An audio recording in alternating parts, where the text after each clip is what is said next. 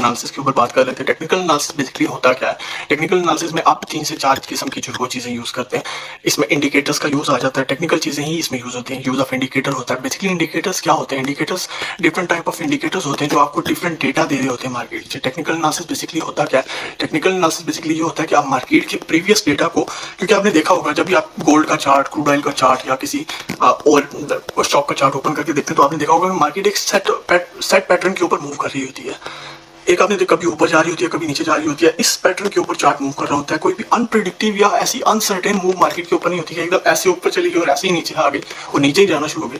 नहीं, मार्केट जो कभी कभी अनसर्टेन पीरियड आते हैं, जैसे अभी मार्केट के अंदर जो है वो एक वार टाइप लाइक सिचुएशन है। मार्केट टेक्निकल के ऊपर इतना नहीं चल रही, फंडामेंटल पे ज़्यादा चल रही है। तो कभी कभी मार्केट अनप्रेडिक्टिवली या प्रोफेशनली, या इसको हम बोलेंगे कि बिजनेस एज यूजुअल के हिसाब से परफॉर्म नहीं करती।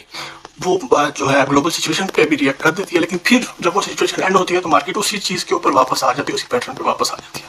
तो बेसिकली टेक्निकल के थ्रू आप करते क्या है कि आप प्रीवियस मार्केट डेटा से, प्रीवियस मार्केट पॉइंट से इंडिकेटर्स का यूज़ करते हुए, पैटर्न्स का यूज़ करते हुए देखते हैं कि मार्केट इस पॉइंट पे, इस पॉइंट ऑफ टाइम पे अगर थी तो मार्केट ने कैसे रिएक्ट किया था। बेसिकली ट्रेडिंग क्या है? ट्रेडिंग एक टाइप ऑफ वॉर है बायर्स और सेलर्स के दरमियान।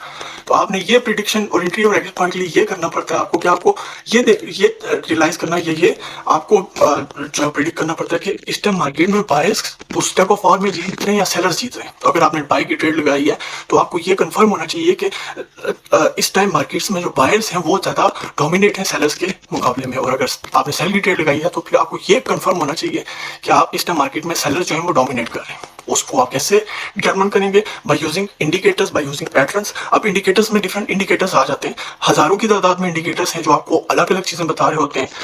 यहाँ पे आपको एक थोड़ा ट्रिकी सिचुएशन आपके सामने आ जाती है कि which type of indicator should I use. तो उसमें आप जो है वो Bollinger band, moving averages, Ichimoku theory, जो मेन 4-5 इंडिकेटर्स हैं उन्हीं को आप यूज करें। सीखें बाकी चीजों के भी बारे में सीखें और इंडिकेटर्स के, जैसे कि मैंने आज तक 100-200 इंडिकेटर्स के बारे में तो सीखा होगा, लेकिन मैं यूज सिर्फ 5-10 इंडिकेटर्स कर रहा होता हूँ एज माई प्रेफरेंस। हर बंदे की प्रेफरेंस जो है वो डिफरेंट होती है। बोलिंजर बैंड का यूज कर लिया, बोलिंजर बैंड को सीख लिया, उसमें सपोर्ट और रेजिस्टेंस लेवल निकालना मुझे आ गया।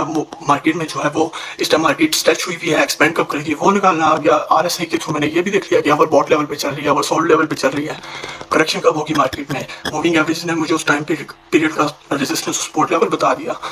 उस डेटा और जो कैंडलस्टिक पैटर्न है उसके बाद, इंडिकेटर्स के बाद मैं कैंडलस्टिक पैटर्न की तरफ आ जाऊंगा। इंडिकेटर आपने कौन से यूज करने हैं वो डिटरमाइन आपने खुद करना होता है। सीखने आपने काफी सारे होते हैं, लेकिन फिर एक सेट ऑफ पेयर आपने बना लेना होता है अपनी प्रेफरेंसेस के हिसाब से कि ये 4-5 इंडिकेटर्स ही मैं अप्लाई करूंगा, क्योंकि आप एट अ टाइम जो है वो इससे ऊपर अप्लाई नहीं कर सकते क्योंकि उसका डेटा को आपके लिए प्रोसेस करना ही मुश्किल हो जाएगा। हर इंडिकेटर डिफरेंट